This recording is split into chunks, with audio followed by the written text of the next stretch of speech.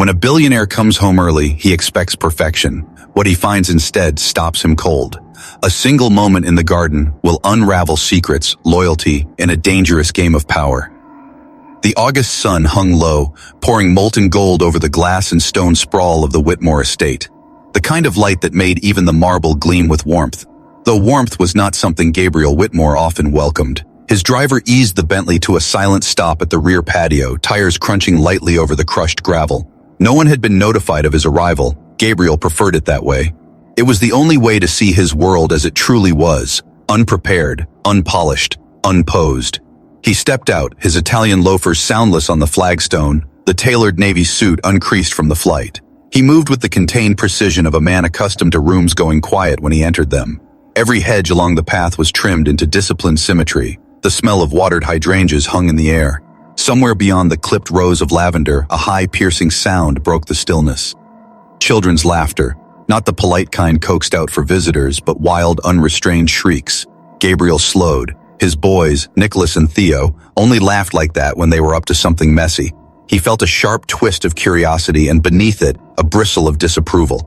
It was late afternoon, they should be clean, dressed, perhaps preparing for the evening routine.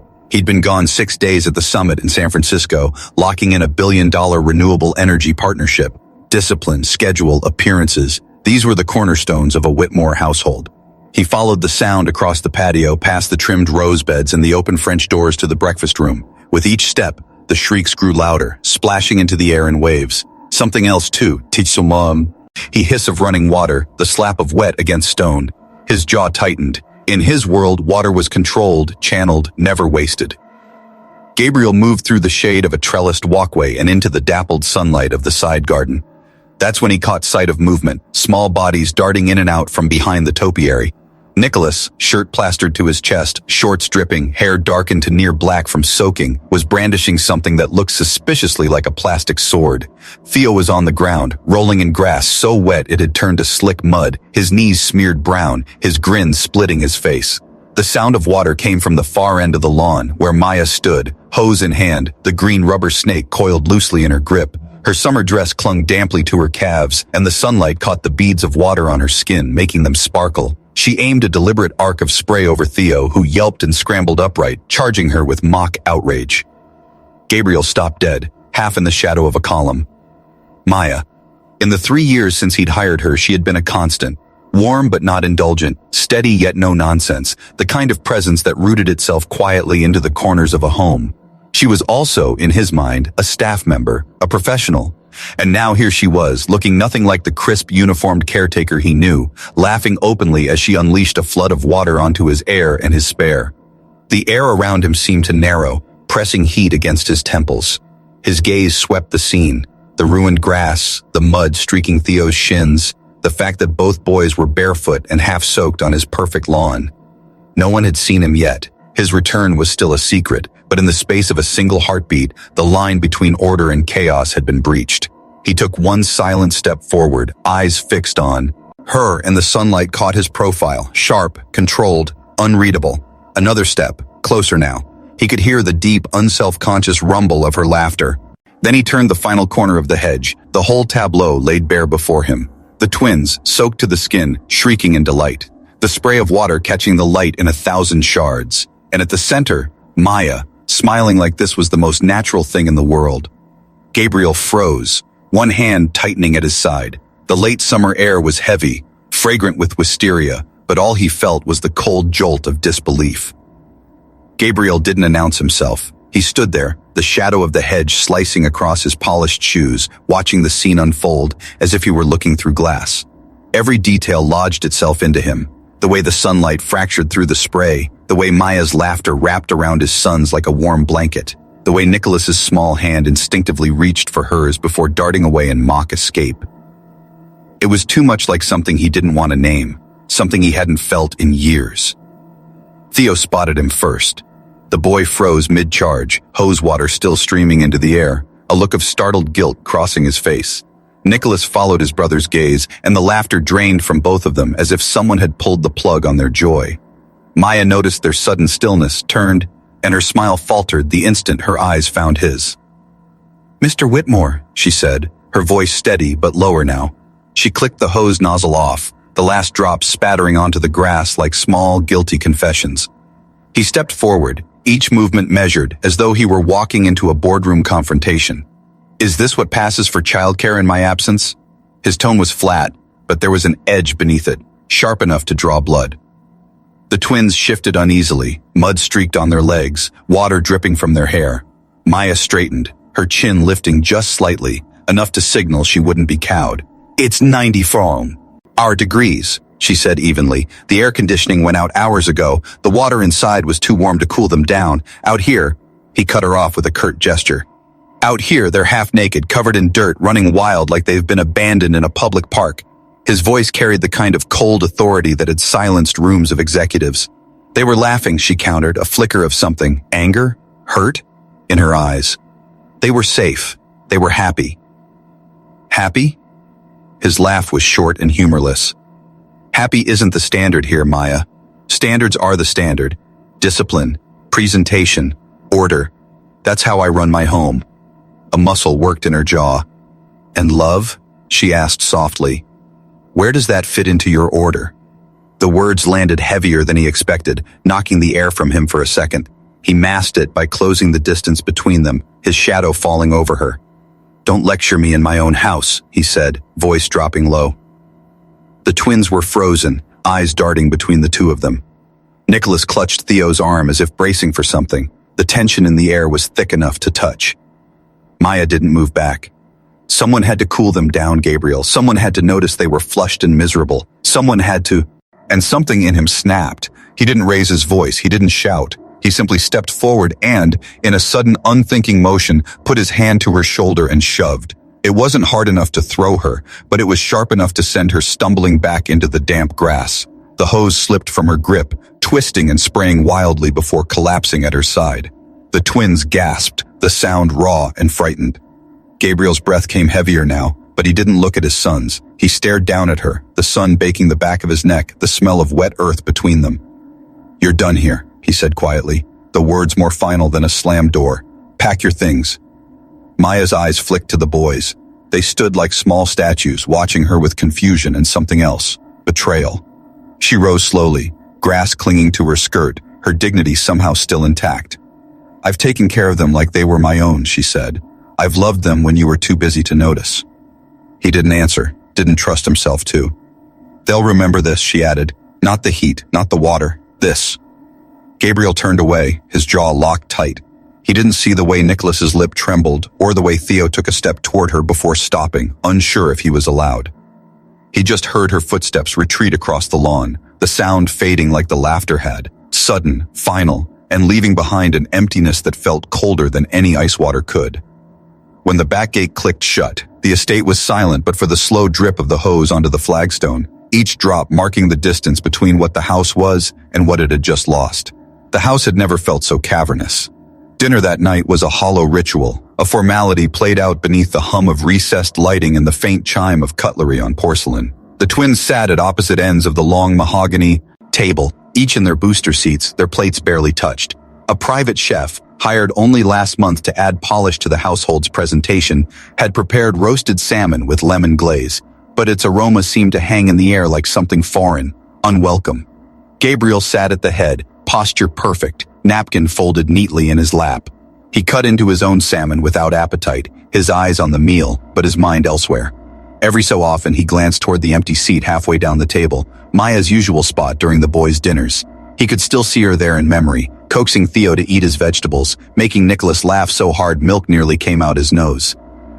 Now there was only the chef in the background, quietly removing the untouched bread rolls, and Rachel, his longtime assistant, leaning discreetly in the doorway.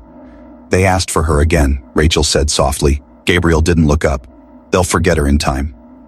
I don't think they want to. His knife scraped too hard against the plate, the sound loud in the otherwise quiet room.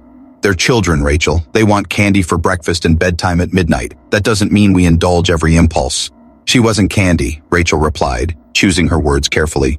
She was comfort, familiarity, the safe part of their day. He set his utensils down, irritation spiking, not entirely at her, but at the truth in her words. She disrespected my authority in my own home, and when I gave a direct order, she challenged me. Rachel's expression was unreadable. Or maybe she was the only one who didn't fear you. That landed like a stone in the pit of his stomach. He turned his gaze to the high-backed chair across from him, where the twins sat small and silent, heads down. Nicholas poked at his asparagus with the tines of his fork. Theo leaned his cheek against his hand, his eyes distant. They hadn't spoken to him directly since the backyard. Later, he found himself wandering the halls with a drink in hand. The house was too quiet, as if holding its breath. He passed the playroom, silent, the toy train still mid-track from earlier in the week. Past the reading nook Selena had once filled with blankets and storybooks before illness took her. When he reached the boy's bedroom, he paused. From behind the half-closed door came the muffled sound of sniffles. He stepped inside. Theo was curled into a ball on his bed, clutching a stuffed bear.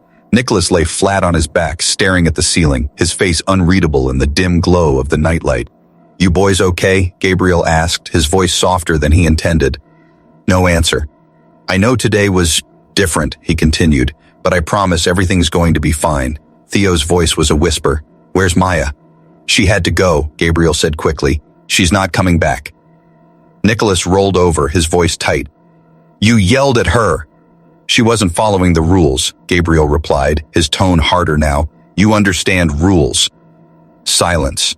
"We'll get someone new," he added. "Someone even better, with degrees, with training." Theo didn't look up. "She won't sing the sunshine song." Gabriel frowned. "The what?" "You are my sunshine," Nicholas said, his voice albeit most breaking. "She sings it when we're scared." Gabriel didn't know what to say to that. The words tangled somewhere in his chest, so he sat with them instead. He kissed their foreheads before leaving, closing the door quietly behind him. In his study, he poured another drink. The amber liquid caught the light, and in it, he saw something he didn't want to admit. A reflection of himself not as the controlled, capable man the world admired, but as the stranger his sons had seen in the garden. The man who had pushed away the only person who had kept their home warm. Somewhere in the distance, a gate latch clicked. He turned toward the window, scanning the rear fence, but saw nothing in the dark, only the swaying shadow of the wisteria. Still, a prickle crawled along the back of his neck, the kind that came with being watched. It wasn't until the next morning that his phone buzzed with an unknown number, a text. They don't smile the same without her. Attached was a grainy photo taken from outside the property.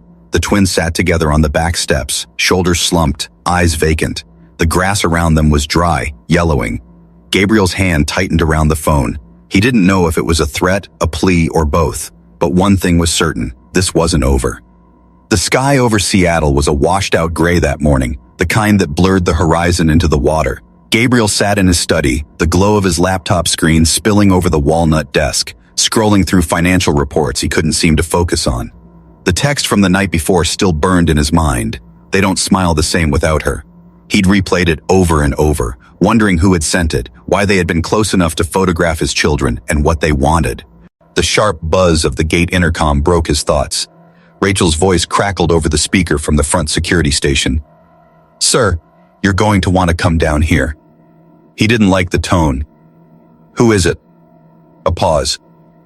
"Child Protective Services. They're requesting entry." The words hit harder than they should have. His first instinct was denial. Not possible. Not here.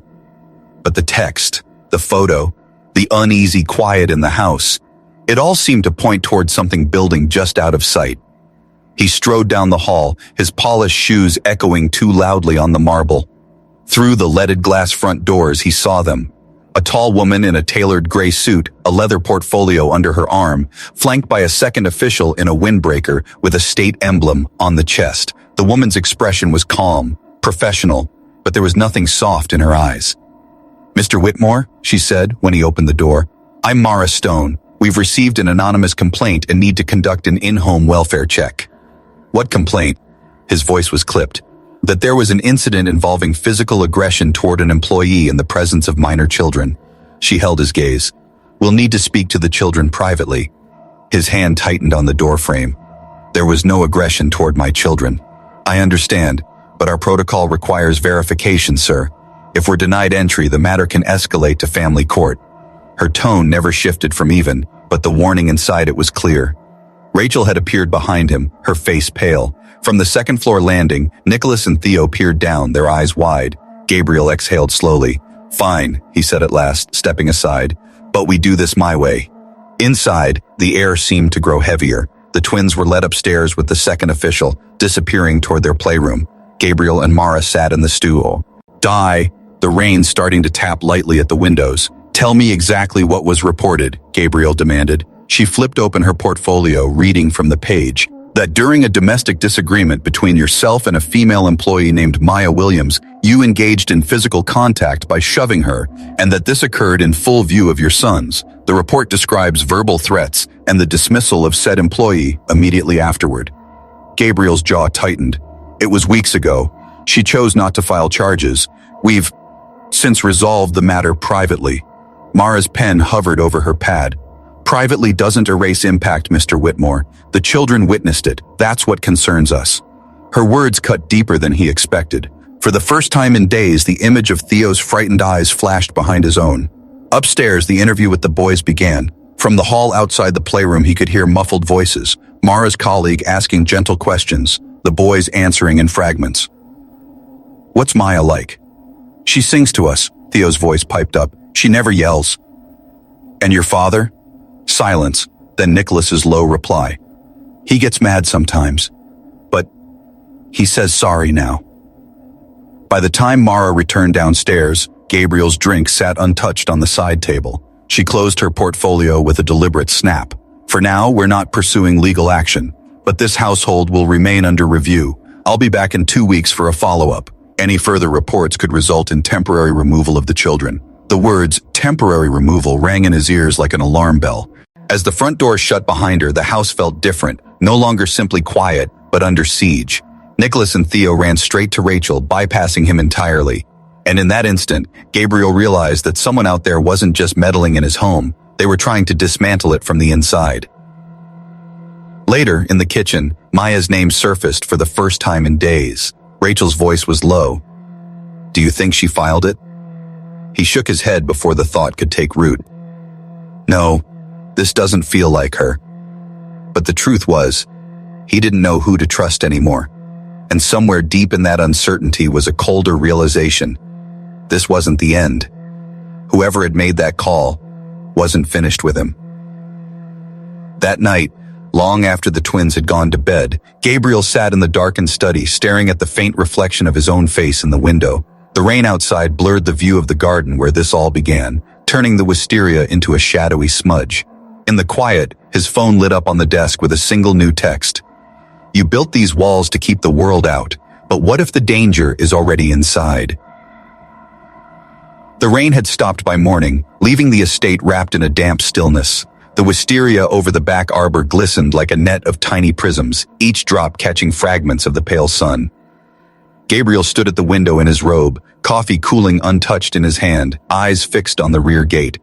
For 2 days after the CPS visit, the boys had been unusually quiet, not sullen, just careful, as though the wrong tone or look might tilt the whole house back into chaos.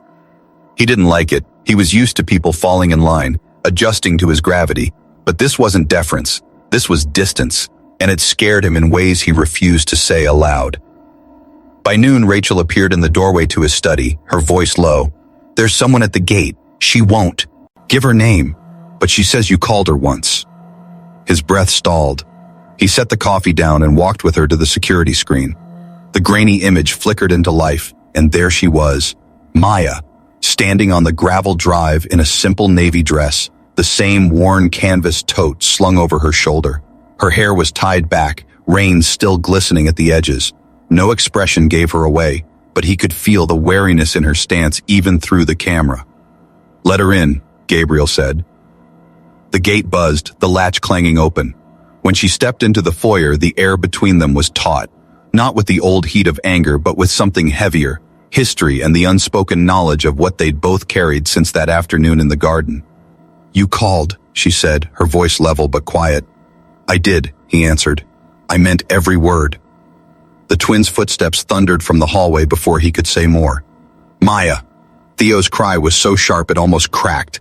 They barreled toward her, crashing into her legs, wrapping themselves around her, like they were afraid she might vanish again. She knelt, gathering them into her arms, holding each boy's head against her shoulder. Her eyes closed for just a moment, her breath trembling as she exhaled. I missed you, she murmured into their hair. So much. Nicholas looked up at her, his voice small. Are you staying?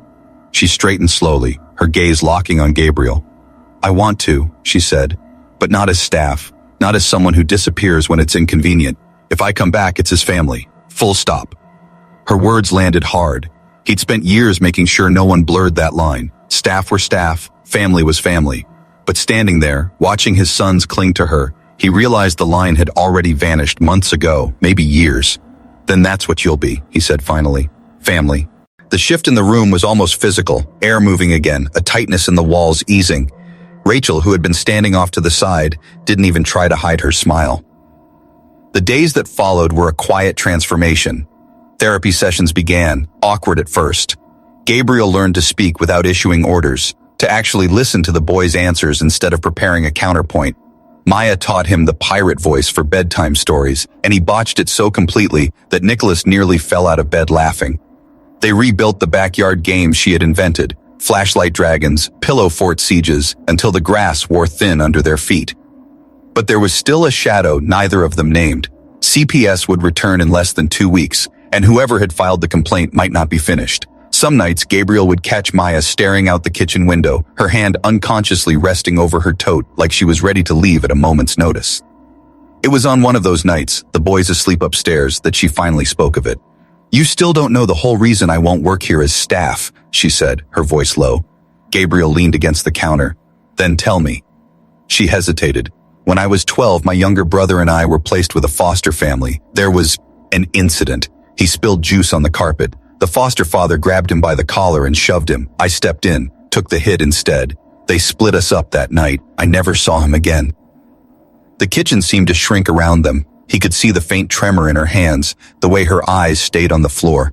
That day in the garden, she continued, you put your hand on me and shoved, and I wasn't that little girl again. I was my brother, small, powerless, scared, and your boys. They saw it too. He swallowed hard. I didn't know. You didn't ask, she said, not cruelly, just as fact. The truth stung because it was clean. He stepped closer, his voice rough. You saved my family, twice, once from the heat, and once from me. For the first time since she'd walked through the gate, her shoulders eased. Outside, the night pressed close, the scent of wet earth drifting through the cracked window. Upstairs, the boys stirred in their sleep, unaware that in the kitchen below, the fragile architecture of trust was being rebuilt brick by brick. But neither of them noticed the pair of headlights parked just beyond the far hedge, engine idling, watching. Whoever had started this wasn't done, and the real test was still coming. It began with the faint hum of an engine where no engine should be. Gabriel noticed it first, a low vibration through the floorboards as he passed the front hall. The clock read just past midnight. He stepped to the window and through the veil of mist hanging over the lawn saw them, two steady beams of headlights parked beyond the outer hedge, angled toward the house like a predator's eyes in the dark. For a moment he thought it might be nothing, a lost driver, a delivery gone astray, but the longer he watched, the more deliberate it felt. No movement, no door opening, just the quiet, patient hum. He didn't wake Maya immediately. Instead, he slipped to the security panel in the study and checked the camera feeds. The system's infrared view caught the silhouette of a single driver, face obscured by the windshield glare. The plate number was unreadable, as if the car had been parked in just the right shadow to conceal it. Gabriel's instinct was to call the police, but something in his gut said the person wanted him to do exactly that, to escalate, to make it official, to leave a record. The phone on his desk buzzed, an unlisted number. He answered without a word. You've built yourself a little fortress, Mr. Whitmore, the voice said, smooth, almost casual. But we both know a fortress is just a bigger place to be trapped. Gabriel's hand tightened around the receiver. Who is this? The voice ignored the question. You have a maid, or should I say a witness. She's a problem for you, and for me. A cold ripple went through him. Maya's not your concern. The man chuckled low and ugly. She's the whole concern. She saw something she shouldn't have. At your investor summit in Portland, that little meeting you thought was private, she was there delivering room service, and she heard everything. Gabriel's mind flashed back. Portland, the suite on the 31st floor, the closed-door conversation with two rival tech CEOs, the discussion about a quiet acquisition that could dismantle an entire competitor. He'd been careful, or so he thought. The voice continued, "I don't care about your kids, Whitmore, but if she opens her mouth, everything you've built burns. You'll lose the company before you lose custody." The line went dead. From the kitchen doorway, Maya's voice cut into the silence. "Who was that?" He turned, startled to find her there in the dim light, her tote hanging from her shoulder like she'd been ready to walk out the moment she heard trouble. "You were in Portland," he said, more accusation than question. Her eyes didn't waver. "I was visiting my cousin. I took a side gig delivering for the hotel because I needed the extra cash. I didn't know it was your room until I walked in, and I didn't hear much, just enough to know you were dealing with people you didn't trust." The words should have calmed him, but they didn't. "If you heard even part of it, then they're right. You are a problem." Her jaw tightened. "No, Gabriel. I'm the one keeping your boys safe while you're busy making enemies." Upstairs, a floorboard creaked. The twins had woken, drawn by voices they couldn't quite understand. That was when the car engine outside cut off. A door opened. Footsteps crunched on the wet gravel. Gabriel moved toward the foyer, every sense sharpened. Through the glass, he saw a figure approaching, tall, wearing a hood, moving with the deliberate calm of someone who knew he wouldn't be stopped. Maya stepped in front of the boys' bedroom door at the top of the stairs, blocking it with her body. Her eyes never left the front hall. The doorbell rang. One slow chime, then silence. Gabriel opened it without thinking, ready to confront the man from the phone, but it wasn't a stranger. It was Maya's younger brother, the one she hadn't seen since the night they were torn apart in foster care. He looked older than his years, the street etched into his face, his hands shaking as he reached into his jacket, not for a weapon, but for a folded piece of paper. "They told me to give you this," he said, voice raw, "and if I didn't, I'd never see daylight again." Gabriel unfolded it slowly. The paper was damp, the ink smeared, but the words were clear enough. Choose, the deal, or the maid.